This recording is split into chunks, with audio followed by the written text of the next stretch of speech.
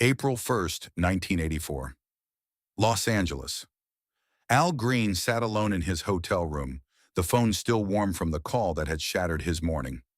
Marvin Gaye was dead, shot by his own father, one day before his 45th birthday. Al reached for his guitar, an old habit when words failed. He started playing Sexual Healing, Marvin's last great hit. Al opened his mouth to sing along, to pay tribute the only way he knew how. But when he reached for the falsetto, that high, delicate register that both he and Marvin had made their signature, his voice cracked. Not because he couldn't hit the notes. Al Green could hit any note. The crack came from somewhere else, from a place he had spent 11 years trying not to think about. Memphis, Tennessee, summer of 1973. Al Green was at the peak of his powers. Let's Stay Together had dominated the charts, his falsetto runs becoming the new standard for soul singers. At 27, he was reshaping what masculinity could sound like, proving that a man's voice in the upper register wasn't weakness but sensual power. The Royal Studios on South Lauderdale was his kingdom. Willie Mitchell produced. The high rhythm section laid down grooves that seemed to flow directly from the Mississippi River itself, and Al's voice soared above it all, confident and controlled, hitting every impossible note with the precision of someone who had never doubted his own abilities. That afternoon, Marvin Gaye walked into the studio. He wasn't supposed to be there. Marvin was in Memphis for a brief promotional stop, something Motown had arranged, and someone had mentioned that Al Green was recording nearby. Marvin, who rarely sought out other artists, who preferred isolation to industry gatherings, had asked if he could stop by, just to listen, just to watch. Al had agreed, though with some reservation. He and Marvin existed in the same sphere, but on different trajectories. Al was ascending, riding the wave of commercial and critical success. Marvin was complicated, still respected, but carrying the weight of Tammy Terrell's death, carrying the weight of what's going on, and the impossible question of what came next after you'd created a masterpiece. When Marvin walked into Royal Studios, Al noticed immediately how different they looked. Al was dressed sharply, performatively, his processed hair perfect, his smile ready, his entire presence calibrated for the person he had become. Marvin looked worn, his eyes carrying something heavy that seemed to pull his whole body down with its weight. His movements were careful, measured, as if he was trying not to disturb the air around him, as if sudden motions might cause something inside to crack. He wore sunglasses even indoors, and when he finally took them off, Al saw exhaustion in those eyes, the kind that doesn't come from missing sleep, but from carrying things too heavy to name. "Marvin Gaye," Al said, extending his hand with the warmth of someone who had never experienced real failure. "Man, it's an honor. What's going on changed everything." "Thank you," Marvin said quietly, shaking Al's hand without quite meeting his eyes. "I wanted to hear you work. Everyone says you're doing something special with your voice." Al smiled. It wasn't vanity exactly. It was confidence earned through hours of practice, through natural gifts refined and deployed with surgical precision. "We're just trying to make people feel something," Al said. "Come on, sit in the booth. I'm doing vocals for a new track." For the next hour, Marvin sat in the control room while Al worked through take after take of a song that would eventually become "Here I Am, Come and Take Me." Willie Mitchell coached from the board, but mostly he just let Al do what Al did best, which was turn a simple melody into an athletic performance, his voice climbing into falsetto with the ease of someone ascending a staircase they'd climbed 1,000 times. Between takes, Al would glance back at Marvin through the glass, trying to read his expression. Marvin watched without visible reaction, occasionally nodding, but offering none of the effusive praise that most visitors couldn't help but give. After the final take, Al came back into the control room, wiping his forehead with a towel, adrenaline still pumping. "What did you think?" he asked, and there was something in the question that surprised even himself. He realized he actually wanted Marvin's opinion, wanted validation from someone whose artistry operated on a different frequency. Marvin was quiet for a moment, choosing his words carefully. "Your voice is incredible," he said finally. "The control, the range, the precision. It's masterful." Al waited. There was something else coming. He could feel it in the pause. "But," Al prompted, Marvin looked uncomfortable, like he regretted starting this conversation. It's not my place to... No, please, Al said, and he meant it. Say what you're thinking. Marvin exhaled slowly. Your falsetto is beautiful, Al, but it's safe. You never push it to the edge. You never risk it breaking. Falsetto is supposed to be dangerous. It's supposed to make people wonder if you'll hit the note or crack. You hit every note perfectly, but there's no vulnerability in it. The words landed differently than Marvin probably intended. Al felt something tighten in his chest.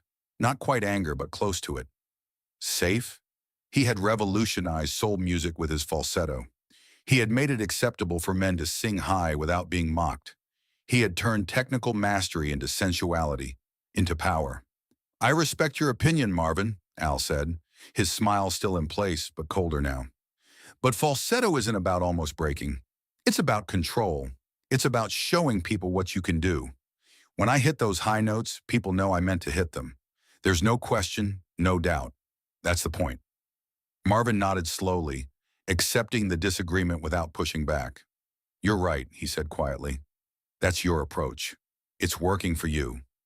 But Al couldn't let it go. The comment had gotten under his skin, had touched something he didn't know was sensitive. Can you do it? He asked, and there was an edge to the question now. Can you use falsetto the way you're describing, with all that danger and vulnerability? Willie Mitchell, sensing the temperature change in the room, started to intervene. Al, man, let's just... No, it's fine, Marvin said softly. He looked at Al with those tired eyes, and Al saw something flicker there. Not competition, not ego, something sadder. I can show you what I mean, if you want. Al gestured to the vocal booth. Please. Marvin stood slowly, like someone who had been sitting too long, like someone carrying weight that wasn't visible. He walked into the booth, adjusted the microphone stand, put on the headphones. Willie Mitchell looked at Al, questioning whether this was a good idea, but Al waved him forward. He wanted to hear this. He needed to hear this. What do you want to sing? Willie asked through the talkback. Marvin thought for a moment. Do you know After the Dance? He asked. It's something I've been working on. Not finished yet, but I can sing what I have.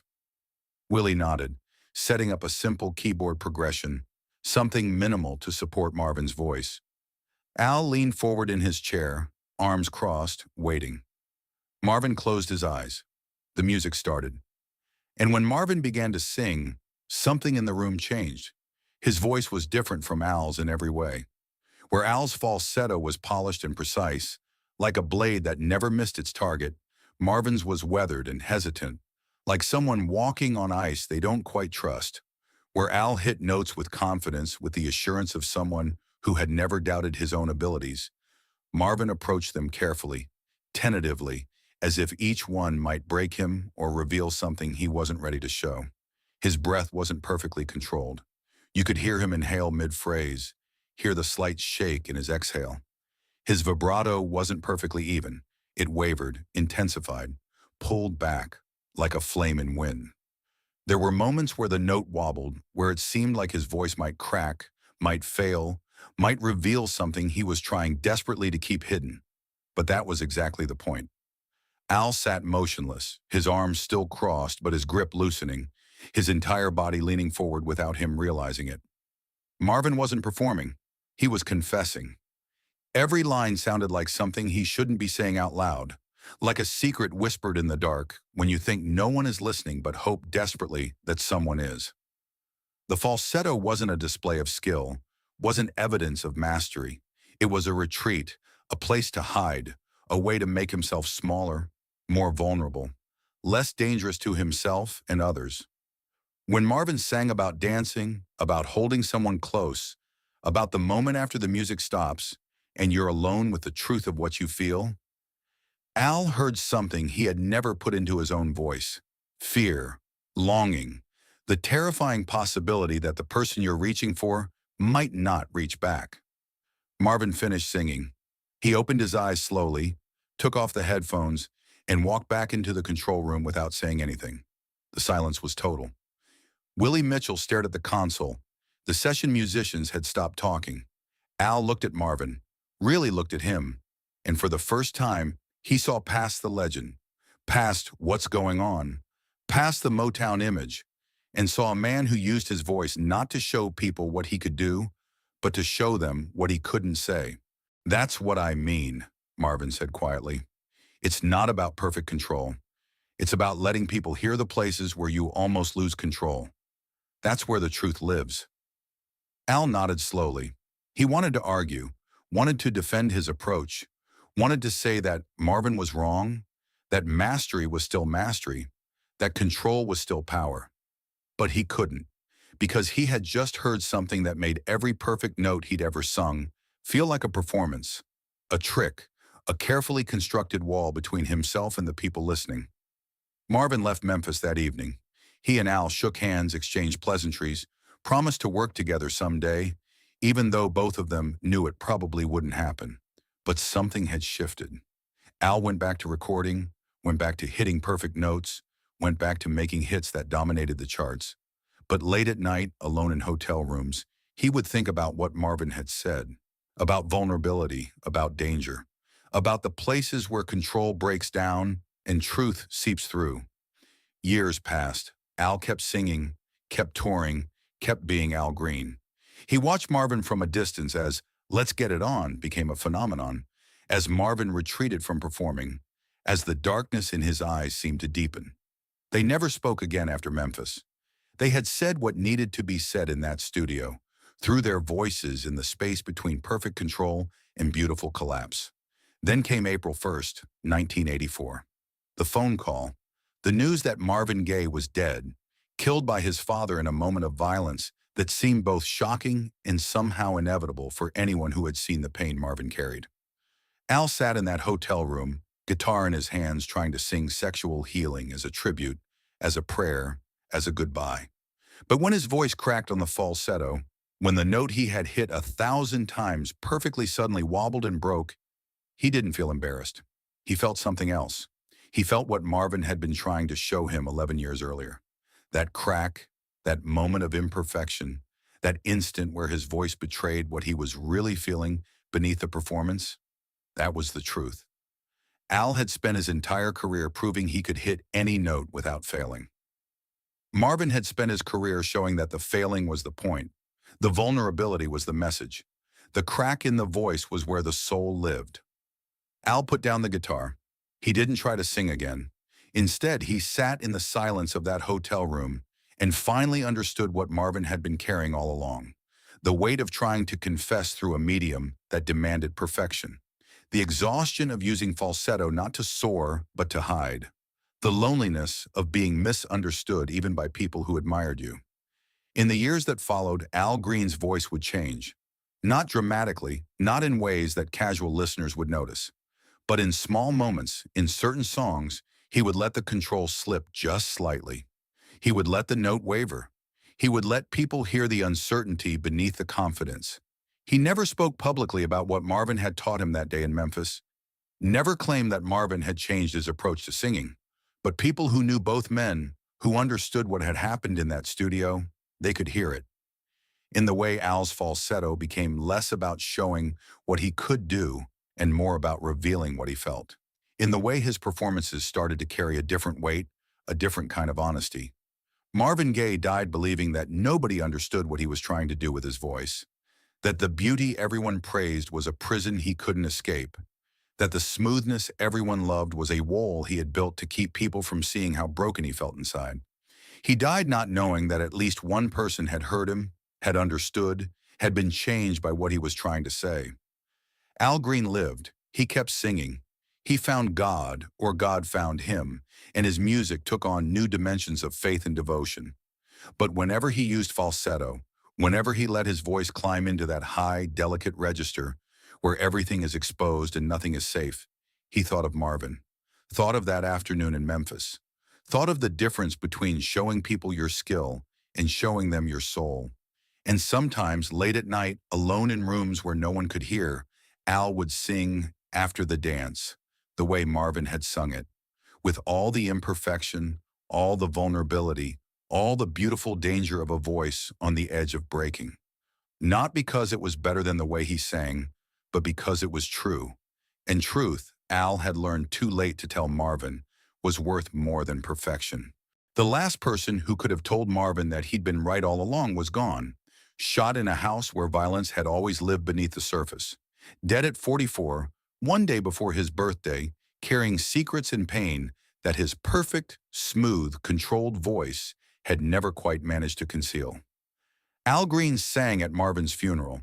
He sang, "Precious Lord, take my hand," and his voice was perfect, powerful, controlled. But in one moment, on one word, his voice cracked. Just slightly, just enough. And in that crack, in that tiny moment of imperfection, he said goodbye to the man who had taught him that breaking was not the opposite of mastery. It was the completion of it.